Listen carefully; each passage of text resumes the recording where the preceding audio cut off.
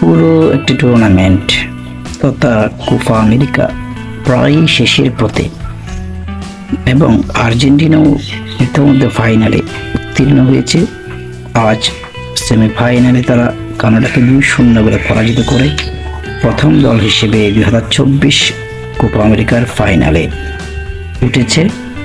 তারপরেও বক্তব্যের মাঝে কিন্তু একটা হতাশা বিরাজ করছিল, কেননা ফুটবল জাদুকর বিশ্বসেরা মেসির পা থেকে কোনো গোল আসতেছিল না। সেই কাঙ্ক্ষিত ক্ষণ কিন্তু আজকেই মেসি দেখিয়ে দিল। খেলার 51 মিনিটে মাথায় মেসি অবিশ্বাস্য একটি গোল দেখিয়ে দিল।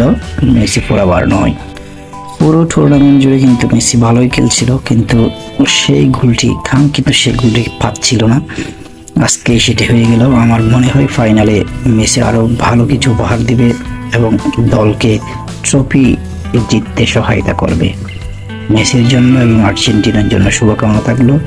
আমি যদিও বা পুরোদস্ত একজন ব্রাজিল সাপোর্টার, তারপরেও তাদের জন্য শুভকামনা রইল।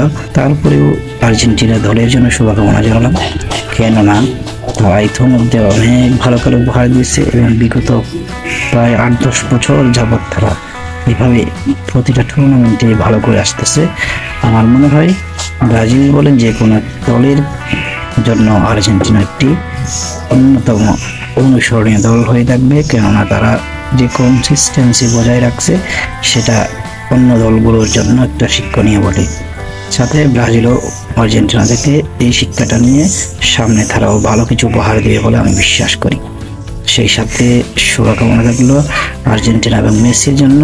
মেসি, তুমি ভালো কিছু উপহার দাও এবং দলকে ট্রফি নিয়ে দেশে যেতে সহায়তা করো।